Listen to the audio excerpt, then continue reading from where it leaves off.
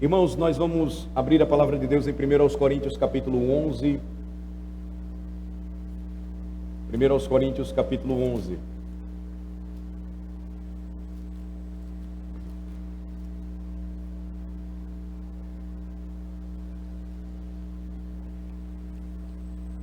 Os temas de hoje, eles são bastante sugestivos, de acordo com o que temos feito desde a pandemia, a celebração no primeiro domingo do mês da Santa Ceia do Senhor, não somente à noite, mas começamos a fazê-la também pela manhã.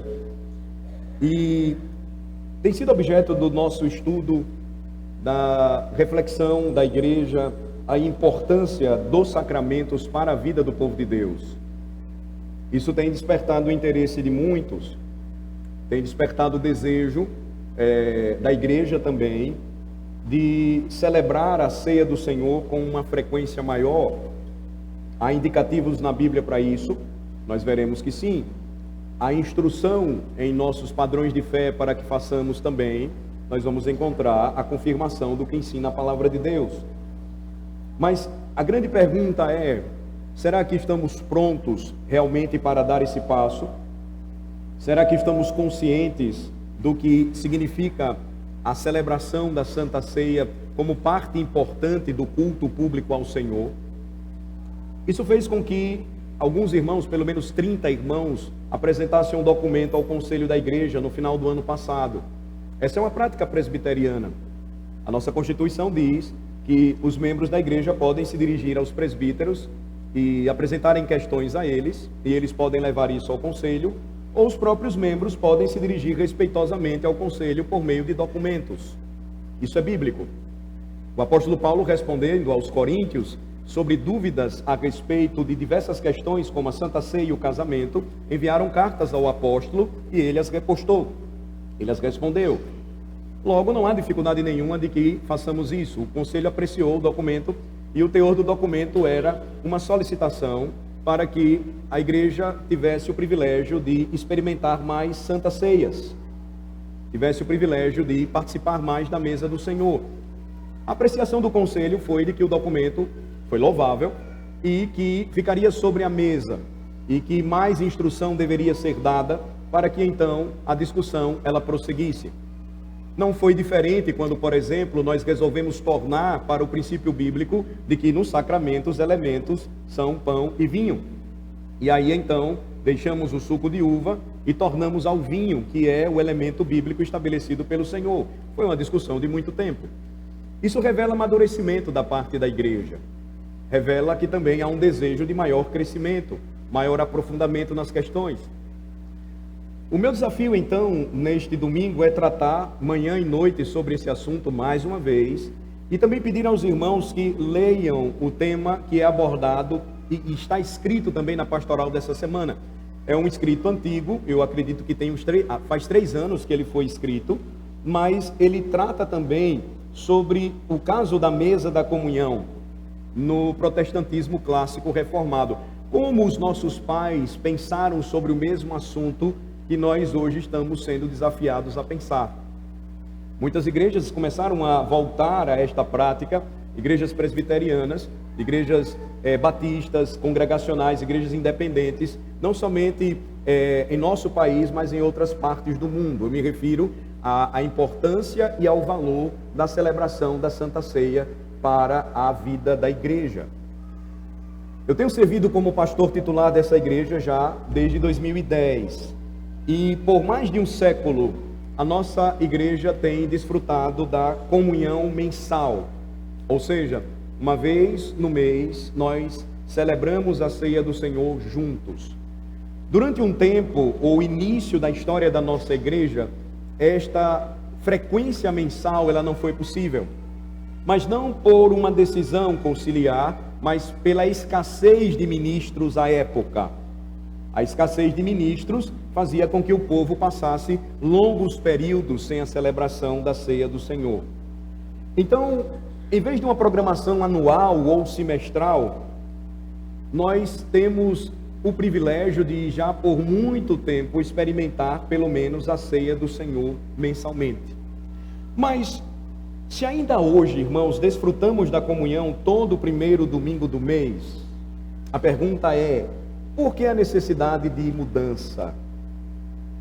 Existem razões exegéticas, práticas e históricas que, quando colocadas juntas, deixarão claro para nós que é necessário que avancemos também nesse tema. Que pensemos, reflitamos, consideremos e depois prossigamos. Veja, 1 Coríntios capítulo 11, versículos 23 a 26. Nós temos um texto base, onde me permitirá tratar do assunto com vocês, primeiro abordando as razões práticas da celebração da ceia do Senhor no culto público com uma maior frequência. Porque eu recebi do Senhor o que também vos entreguei, que o Senhor Jesus, na noite em que foi traído, tomou o pão, e tendo dado graças, o partiu e disse: isto é meu corpo que é dado por vós, fazei isto em memória de mim. Por semelhante modo, depois de haver ceado, tomou também o cálice, dizendo: este cálice é a nova aliança no meu sangue, fazei isto todas as vezes que o beberdes em memória de mim. Porque todas as vezes que comerdes este pão e beberdes o cálice, anunciais a morte do Senhor até que ele venha. Ora, não há um mandamento claro nas Escrituras: tome a ceia do Senhor todo domingo. Como também não há mandamento nas Escrituras que nos obrigue a cantar todo domingo no culto público. Mas por que então cantamos toda a semana? Porque está claro em muitos versículos na Bíblia e também registrado na história da Igreja de Deus que é isso que fazemos. O povo de Deus sempre cantou quando se reuniu para adorar ao Senhor. Logo, a comunhão deveria ser vista também por nós sob esta mesma ótica. Mas antes de entrarmos nas razões exegéticas para a comunhão semanal, consideremos os benefícios da ceia do Senhor para nós. Porque, de certo, isso vai nos ajudar muito a entender o que fazemos aqui quando comungamos da mesa do Senhor. Lembre-se, irmão, esta é a ceia do Senhor, portanto, esta ceia pertence a Ele. Ela não é da igreja de Aracaju, ela não é sua, ela não é a minha. Esta refeição é de Jesus. Esta refeição, ela sempre será feita com Ele. Ele, o Senhor, nos convidou para jantar na noite em que o Senhor Jesus foi traído. Ele nos convida, portanto, para experimentarmos 4 coisas. A primeira delas, a ceia do Senhor é um convite para desfrutar e exaltar o Senhor Jesus. Dentre as razões práticas e benefícios da ceia do Senhor, eu apresento a vocês a primeira delas. A ceia do Senhor é um convite para desfrutar e exaltar o Senhor Jesus. Nós fazemos isso, diz a Bíblia, em memória dele. A refeição pactual, portanto, tem o objetivo de redirecionar nossos corações. Primeiro, para a morte horrível do Senhor Jesus. Segundo, para a bela salvação que ela trouxe para nós, pecadores. Devemos nos lembrar dele, não como uma velha fotografia para obter sentimentos de amor calorosos e ao mesmo tempo confusos, mas nós nos aproximamos da mesa para adorá-lo. É o tipo de adoração que nos conforta, que nos anima, que nos faz lembrar o quanto o Senhor Jesus nos ama. Nós fazemos isso em memória dele para exaltá-lo, proclamá-lo. Observe novamente o versículo 26, por favor. Quando comemos a mesa do Senhor, ou quando estamos ceando juntos à mesa de Cristo, nós proclamamos a sua morte. Diz o versículo 26, porque todas as vezes que comerdes este pão e beberdes o cálice, anunciais a morte do Senhor até que ele venha. Exaltamos a sua paixão e morte, e exaltamos no meio da congregação esta grande salvação para todo o mundo. A mesa do Senhor é um privilégio dos crentes. Quando comemos um pedaço de pão, quando tomamos um gole de vinho do cálice do Senhor, o que nos tornamos enquanto crentes? Arautos do Evangelho, proclamadores do Evangelho. Todo cristão se torna aquilo que Pedro escreveu à igreja, um proclamador das virtudes daquele que nos chamou das trevas para a sua maravilhosa luz. Então, em primeiro lugar, por que a ceia do Senhor ela é importante? Quais são os seus benefícios para o crente? Ela é um convite para que desfrutemos e exaltemos o nosso Salvador. Número 2, a ceia do Senhor é um convite também para que você seja revigorado pelo Senhor Jesus. A ceia do Senhor é um convite para que você seja revigorado por Jesus. A comunhão é mais do que um reconhecimento cognitivo, mental, é mais do que um realinhamento intelectual com Cristo.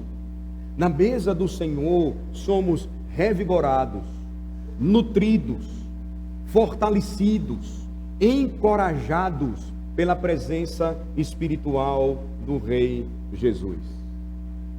Veja o capítulo 10 de 1 aos Coríntios, por favor, verso 16. Capítulo 10, verso 16.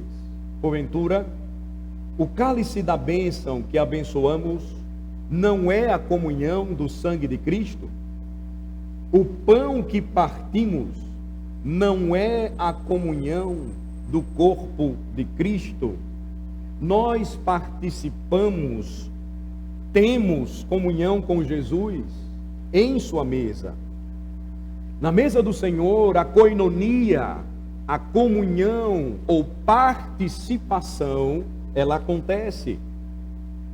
Ali na mesa, ou aqui na mesa, o povo de Deus, unido a Cristo, se encontra diante do seu Deus, na mesa do Senhor.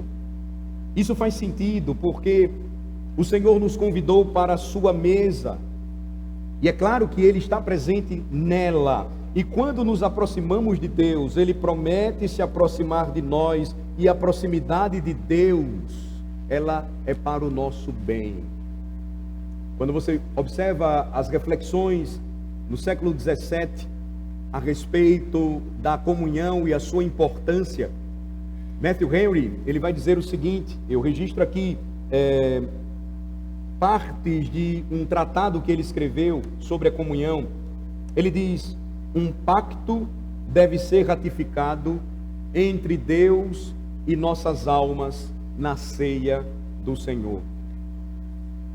É o conceito que Deus estabeleceu desde o princípio, quando Ele disse a maneira como deveria ser adorado.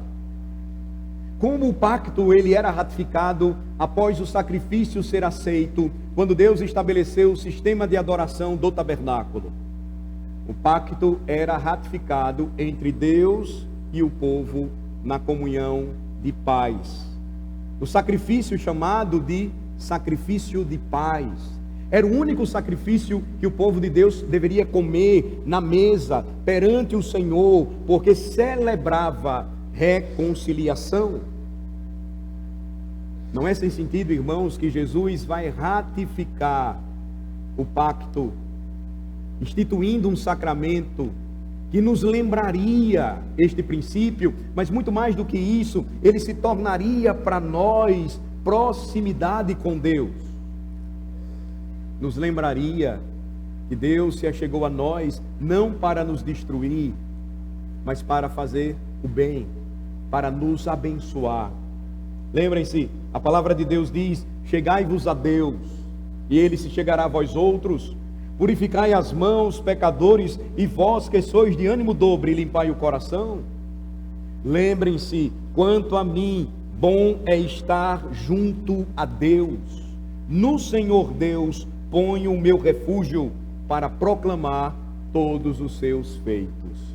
A ceia do Senhor, portanto, em segundo lugar, é um convite para que tudo isso seja relembrado, fortalecido, haja então revigoramento da nossa fé por meio de Cristo Jesus.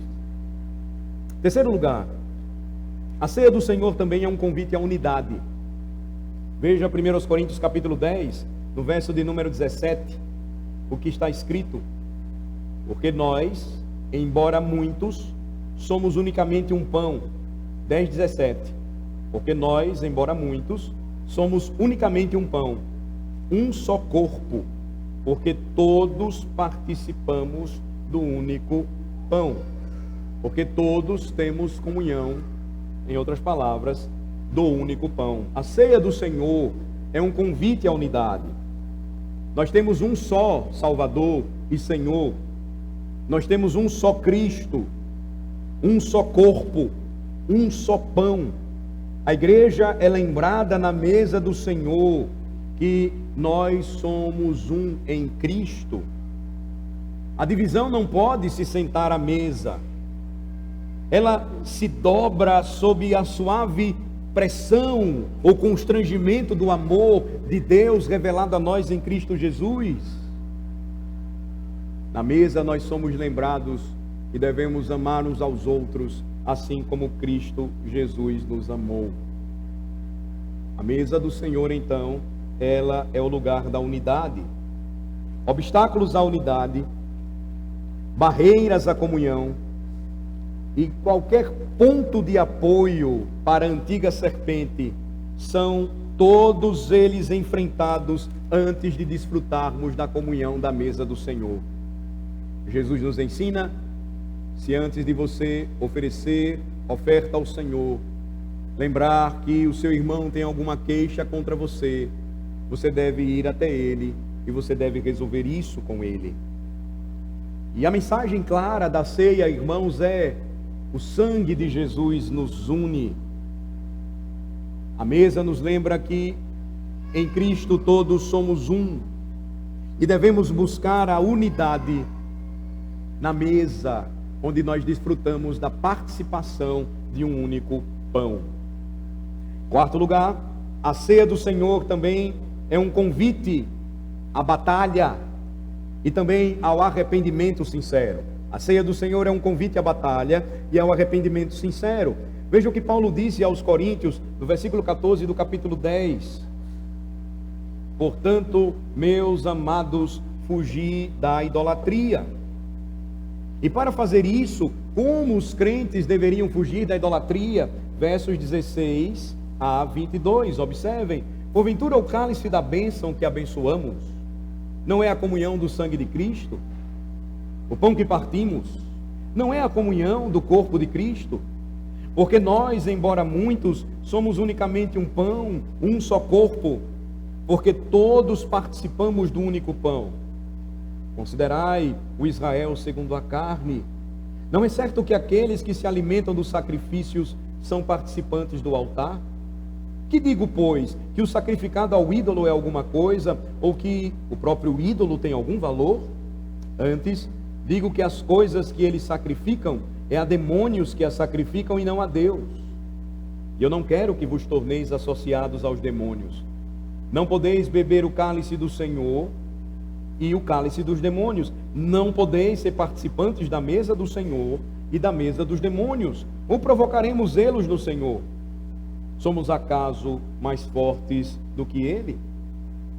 Veja que quando nós tomamos a ceia do Senhor, não significa dizer que uma comunhão por dia manterá o diabo mais longe de nós, de modo nenhum. Mas o ensino a respeito da comunhão é que ela produz um realinhamento com Cristo, um revigoramento de sua glória, de sua bondade. É uma maneira de pregar o evangelho a nós mesmos, que nos afasta dos ídolos, que nos ajuda a identificá-los, para que possamos matá-los todo dia. A comunhão, então, quando celebrada com maior frequência, nos dá visibilidade quanto a isso. Nos lembra quem nós somos, a quem pertencemos. A pregação da palavra, ela não atinge em profundidade essa finalidade se ela não for selada com a ceia do Senhor. Porque ao pregar você ouve. Após a pregação, ao se aproximar da mesa, você come e bebe, você participa, você sente. Existe algo importante em tudo isso, profundamente espiritual. A refeição pactual é uma lembrança para que o crente examine o seu coração, confesse os seus pecados, arrependa-se deles e decida de uma vez por todas seguir a Cristo. Capítulo 11, versículo 28 diz: examine-se, pois, o homem a si mesmo, e assim coma do pão e beba do cálice, pois quem come e bebe sem discernir o corpo, come e bebe juízo para si. A mesa do Senhor também é um meio de proteção contra os antigos poderes obscuros do mal. A mesa do Senhor é um meio de proteção contra os poderes deste mundo, os poderes desta era. O apóstolo Paulo escreveu, lembrem-se, não podeis beber do cálice do Senhor e do cálice dos demônios. Ou seja, você não pode estabelecer um pacto com o Senhor e com os demônios, pois o cálice sempre nos lembra desta aliança. Não podeis ser participantes da mesa do Senhor e da mesa dos demônios. Não devemos subestimar o pão e o cálice. Não devemos tratá-los levianamente. A ceia do Senhor, quando celebrada com maior frequência, nos lembra a importância deste sacramento, pois se torna um meio de renúncia às forças do maligno e também uma declaração de que nós permaneceremos afastados da idolatria. Quando você toma os elementos da ceia do Senhor, pão e vinho, você está dizendo aos espíritos malignos, às potestades do ar: eu estou com Cristo e não com vocês. Eu estou com Cristo e não estou mais sob o seu governo. Cristo é o meu Senhor e eu pertenço a Ele. Ele o derrotou e eu irei proclamar até que Ele venha a sua morte. E Ele está chegando e trazendo consigo a derrota final do reino de trevas. Observem, irmãos, como é importante e quantas razões práticas nós podemos aqui observar. Eu poderia oferecer muitas outras. Veja, meus caros irmãos, presbíteros, diáconos, membros da Igreja de Cristo, não precisamos ouvir esses quatro convites da ceia do Senhor toda semana. Não deveria ser uma necessidade nossa, não apenas marcada por um tempo, mas sempre uma lembrança que nos acompanharia durante todo o ano. Não precisamos ser chamados para essas coisas quando nos reunimos com a noiva de Cristo. Esses pontos que são tão principais para a nossa fé. A ceia do Senhor tem esse propósito. A ceia do Senhor é para esta finalidade. E se desejamos ser uma igreja centrada no Evangelho, que proclama o nome de Jesus, a pergunta é: por que não fazer isso toda semana, quando nos reunimos juntos em memória de Cristo? Eu não vou tão longe a ponto de dizer que você não é centrado no Evangelho, a menos que promova a comunhão semanal. Mas a minha pergunta é: estamos alcançando o objetivo de proclamar o Evangelho ao máximo, sem o pão e o vinho toda semana? Ou nos falta ainda alguma coisa? Notem que nós nos acostumamos facilmente com aquilo que aprendemos por anos. Nós estranharíamos bastante um culto sem pregação. Nós estranharíamos bastante um culto sem canto. Nós estranharíamos bastante um culto sem oração. Mas por que nós não estranhamos tantos cultos durante o ano sem a ceia do Senhor? Me deixe dar a vocês a razão exegética que prometi. A razão exegética para a comunhão semanal está em 1 Coríntios 11. Parece que os coríntios tomavam a ceia do Senhor toda vez que se reuniam. É isso que Paulo escreve. Embora o fizessem de forma errada, ele vai exortá-los. O fato é que eles faziam toda semana a ceia do Senhor. A frase no capítulo 11, quando vocês se reúnem, ela é usada pelo menos 5 vezes em 1 Coríntios capítulo 11. Veja do versículo 17 ao 20. Nisto, porém, que vos prescrevo, não vos louvo, porque vos ajuntais ou vos reunis, não para melhor, e sim para pior. Porque antes de tudo estou informado haver divisões entre vós quando vos reunis na igreja, e eu em parte o creio. Porque até mesmo importa que haja partidos entre vós, para que também os aprovados se tornem conhecidos em vosso meio. Quando, pois, vos reunis no mesmo lugar, não é a ceia do Senhor que comeis. Quando vocês se reúnem, não é a ceia do Senhor que vocês comem. Agora veja versículos 33 a 34. Assim, pois, irmãos meus, quando vos reunis para comer, esperai uns pelos outros. Se alguém tem fome, come em casa, a fim de não vos reunirdes para juízo. Quanto às demais coisas, eu as ordenarei quando for ter convosco. Veja que a expressão quando vocês se reúnem como igreja, nos versículos 17 e 18, começa com um comentário geral sobre a reunião deles. E quando eles se reúnem, o apóstolo Paulo então diz, eles estão abusando da ceia do Senhor. A pergunta é, com que frequência essas reuniões se davam? Com que frequência eles se reuniam? Todo dia do Senhor, todo domingo. Veja, versículo de número 23, porque eu recebi do Senhor o que também vos entreguei. Na noite em que o Senhor Jesus foi traído, tomou o pão.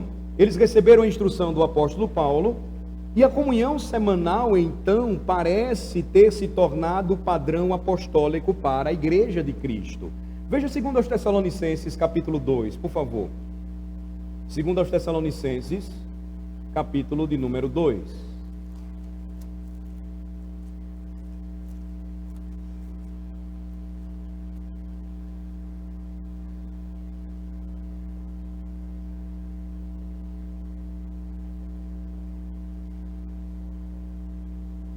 Versículo 15.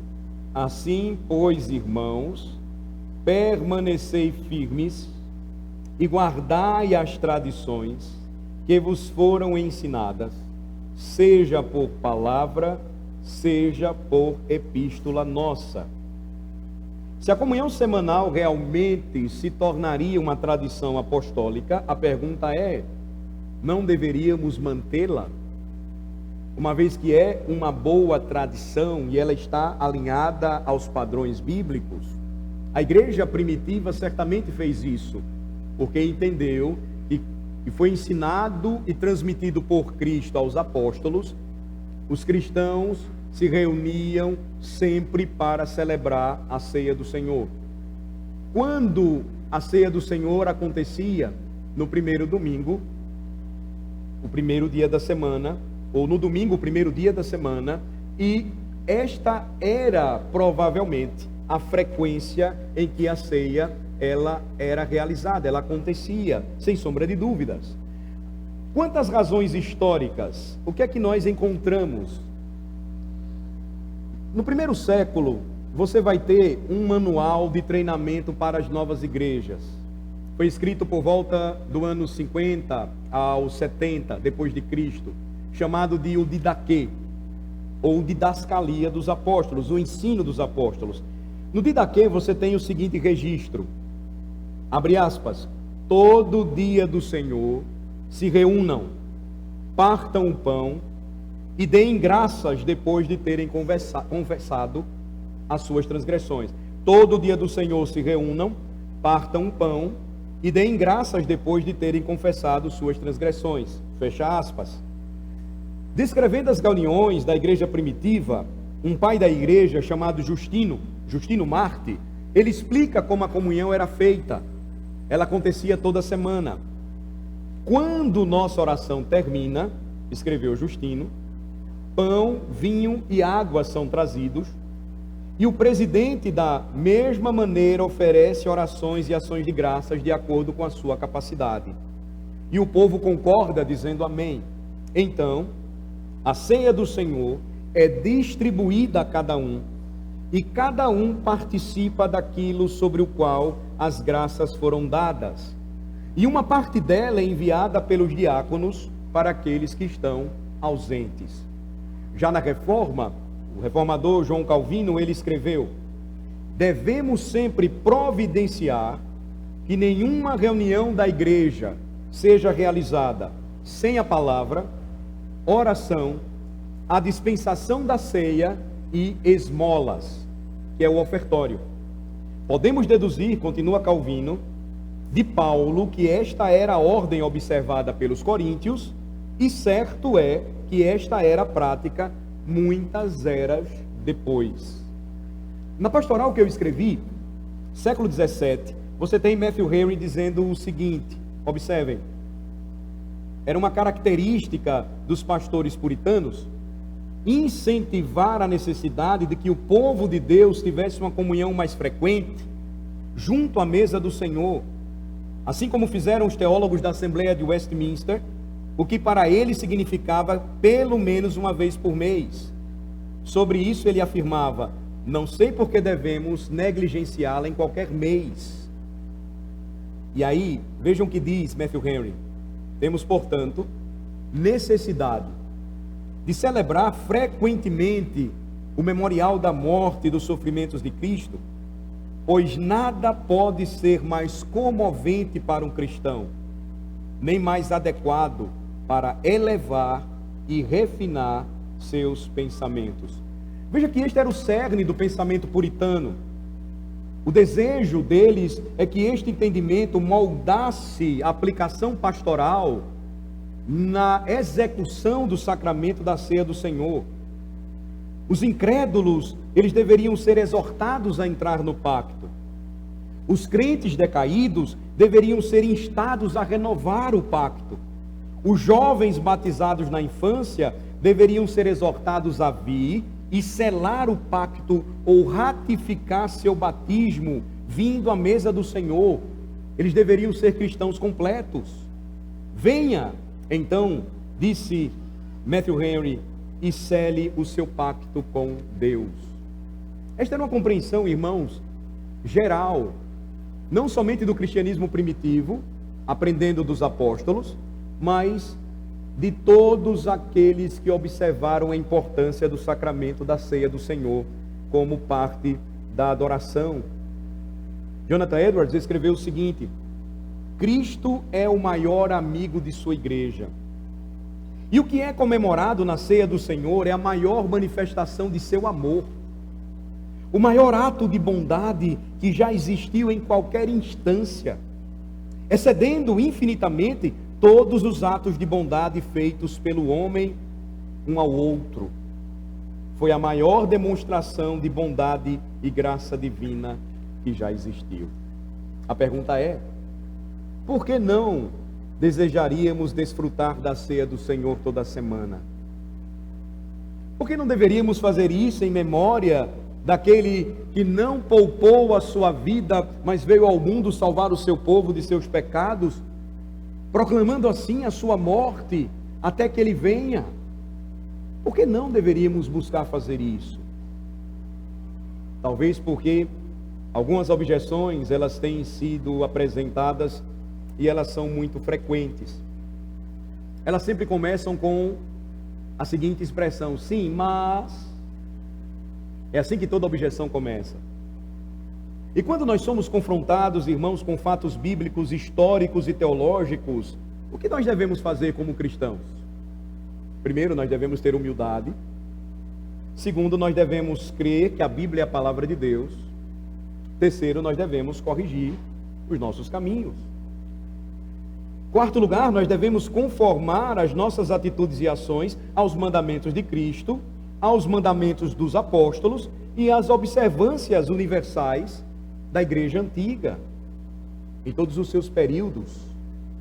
Entretanto, muitos respondem a esses fatos com todo tipo de objeção, quer sejam pastores, presbíteros, diáconos ou membros da igreja, para permanecerem em seu status quo, no estado presente em que se encontram. Ao longo dos anos, nós nos acostumamos a ouvir todos esses argumentos. E eu queria aplicar e concluir o sermão desta manhã com pelo menos 7 das objeções mais comuns que ocorrem, e eu darei respostas breves a todas elas. Primeira objeção: se observarmos a ceia do Senhor toda semana, ela se tornará rotineira e mundana. Uma observância menos frequente a tornaria mais especial. Essa é a primeira objeção, vou repeti-la. Se observarmos a ceia do Senhor semanalmente, ela se tornará rotineira, mundana. Uma observância menos frequente a tornaria mais especial. Minha resposta é esta: procure aplicar essa mesma lógica ao sermão do domingo, ao canto congregacional, às orações. Um sermão mensal tornaria a pregação mais significativa para a igreja. Um tempo trimestral de louvor e adoração tornaria as músicas mais memoráveis. Uma oração mensal tornaria cada prece recebida nos céus mais preciosa. Do lado positivo, eu tenho ouvido inúmeros testemunhos de igrejas que escolheram observar, em obediência à palavra de Deus, a ceia do Senhor toda semana. Depois da experiência, o que essas igrejas passaram a dizer? Que nunca mais voltariam a observá-la uma vez por mês, porque deixariam de experimentar as bênçãos da comunhão toda semana, uma vez que antes eles só faziam isso mensalmente. Segunda objeção: se observarmos a ceia do Senhor toda semana, o culto será muito longo. O culto vai ficar grande demais. Imagine, toda semana, à noite, nós jantaríamos com Cristo, na mesa do Senhor, mas o culto ia demorar demais. Talvez nós devêssemos então encurtar ou cortar algumas das atividades que fazemos durante o culto e que não são realmente apostólicas. Muitas igrejas não fazem isso e por isso enfrentam problemas. Pela graça de Deus, o nosso esforço tem sido adorar a Deus cada vez mais segundo o que diz a palavra. Então, eu penso que nós não teríamos tanto problema com isso.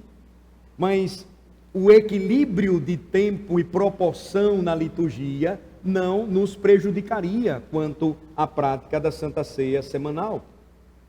Mas, na verdade, as ênfases que daríamos segundo a palavra de Deus, os fatos que apontariam para uma observância da ceia semanal como um elemento essencial da adoração, nos ajudariam a oferecer o lugar que ela merece semanalmente em cada celebração, em cada liturgia do culto.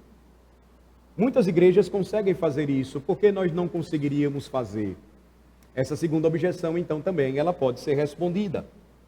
Terceira objeção: observar a ceia do Senhor, e eu acho que essa é a mais comum.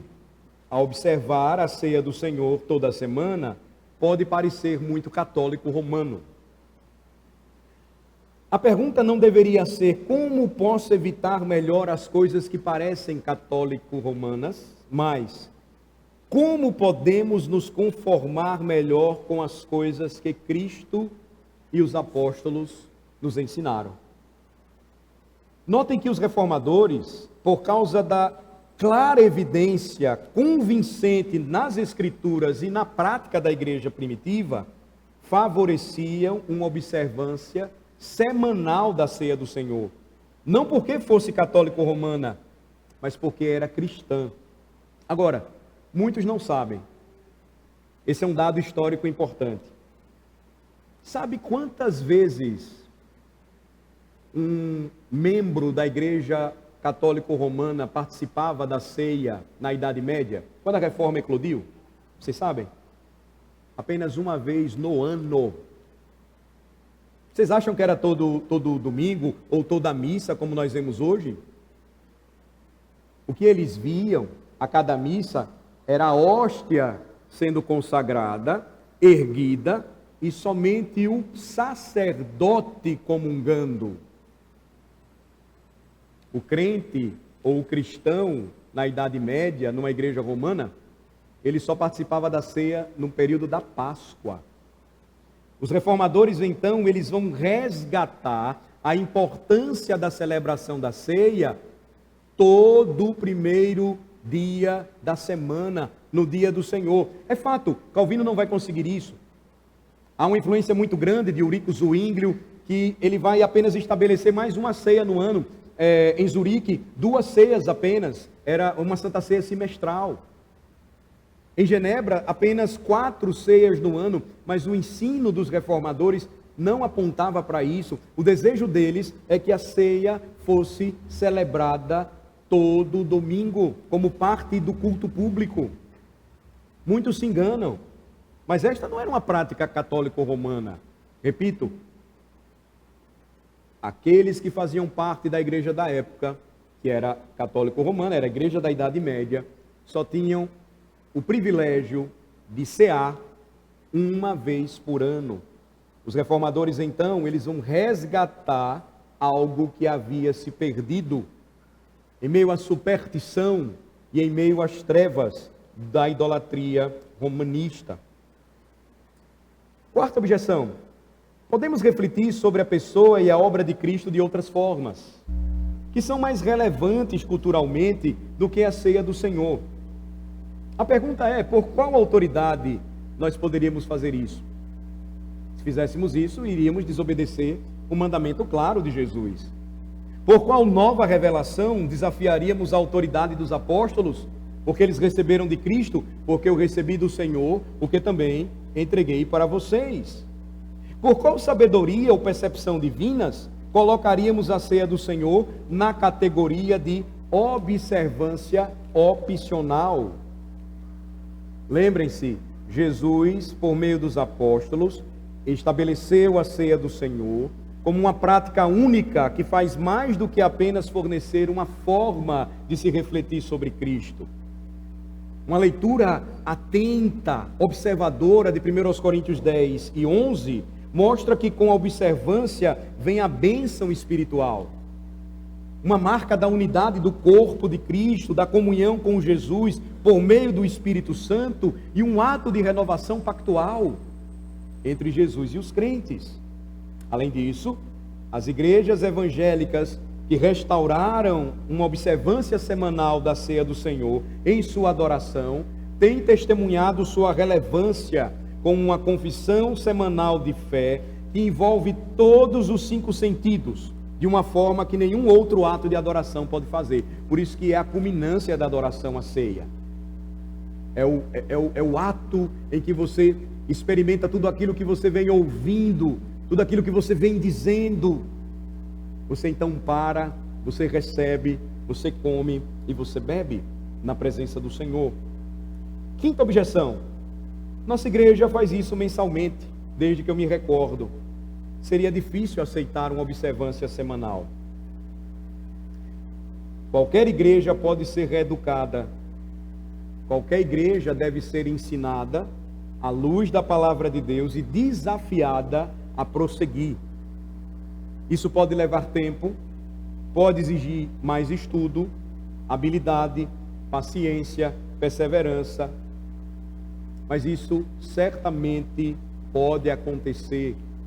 Tem acontecido, como eu citei introdutoriamente, várias igrejas presbiterianas, reformadas, batistas, independentes, congregações evangélicas que há muito abandonaram a observância semanal, recentemente restabeleceram esta prática antiga e certamente não considerariam voltar atrás. Nós precisamos entender, irmãos, que nenhuma geração está imune à imprecisão doutrinária e prática da fé. Por isso que nós precisamos voltar às Escrituras, ao estudo sério da palavra, à reflexão constante e à aplicação, quando necessária. Uma longa história de imprecisão de muitas igrejas não é desculpa para prosseguirmos imprecisos. Se Deus nos deu a palavra e o Espírito para nos instruir, nós devemos seguir adiante. Nós devemos fazer aquilo que deve ser feito. Sexto lugar, eu já ouvi dizer que esse ensino não está correto. Eu já ouvi dizer que este ensino, ele é errado. Uma observância semanal da ceia do Senhor no culto da igreja local não é realmente o que a Bíblia ensina. Esse, na verdade, é um tipo de objeção que não se sustenta de forma bíblica, histórica e prática, como nós temos provado. Uma vez que nós vemos claramente que a ceia do Senhor, ela era celebrada com uma maior frequência do que nós testemunhamos hoje.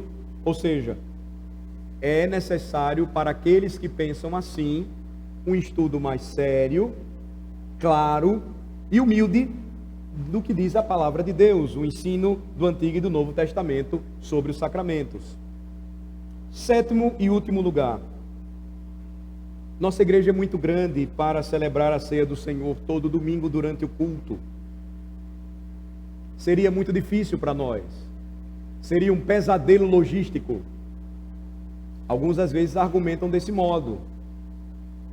De fato, algumas igrejas, elas são grandes, mas elas conseguem fazer muitas outras coisas com organização. E você nunca vai ouvir ninguém reclamar por isso. Você vai encontrar em muitas igrejas pessoas dispostas a fazer com que tudo funcione muito bem e de forma organizada.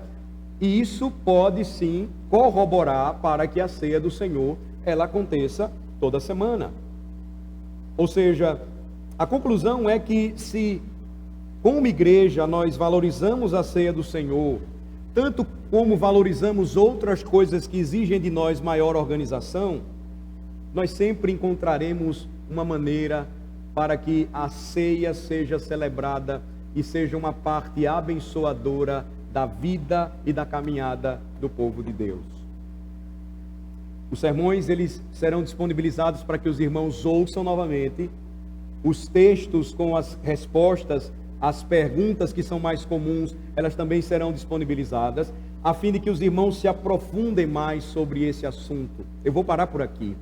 À noite eu vou continuar e vou falar um pouco mais e vou mostrar uma parte mais prática do que ocorre e do que nós experimentamos na ceia do Senhor. E é importante que todos estejam atentos, estejam presentes, desejem aprender.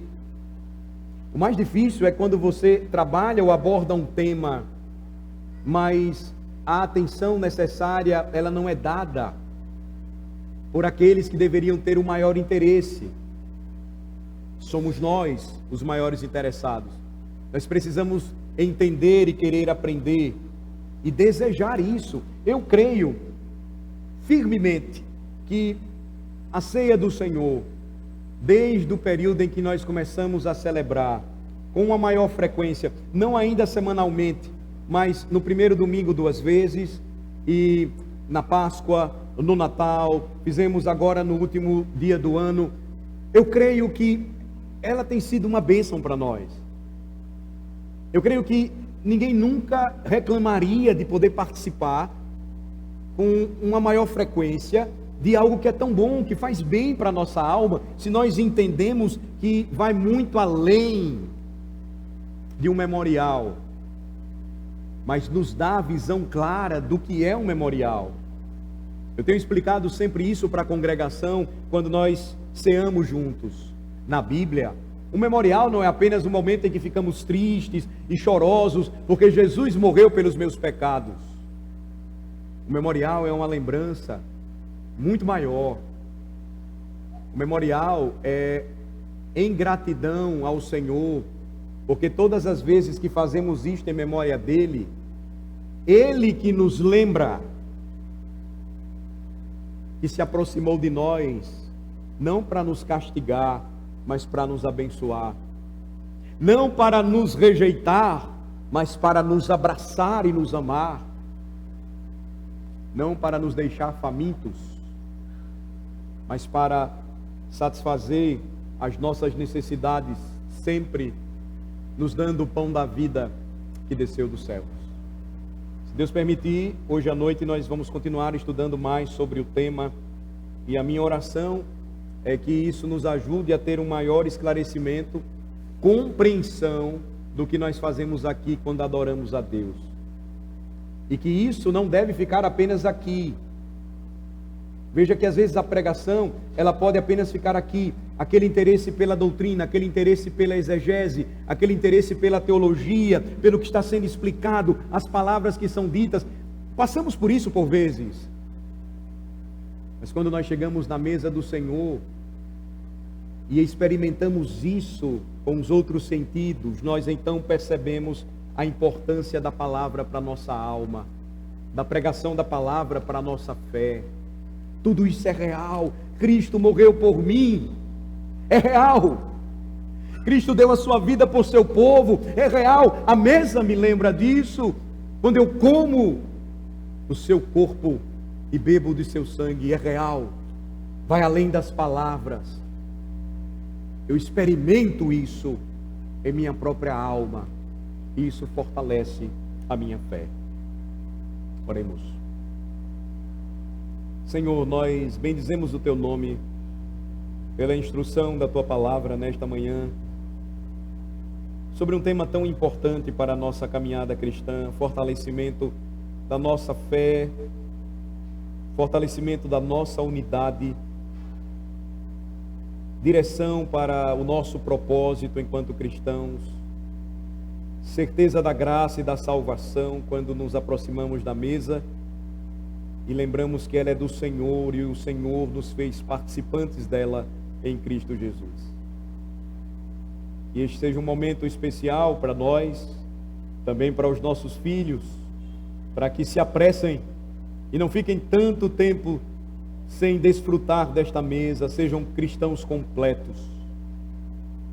Que seja este um momento especial para aqueles que ainda não participam da mesa, mas agora não tem dúvidas de que Cristo é o seu Senhor e Salvador, e busquem se preparar e sejam batizados, e experimentem dessa grande bênção, desta grande dádiva pela fé. Ó Senhor, nós te bendizemos o nome e te agradecemos por isso. Em nome de Jesus oramos. Amém.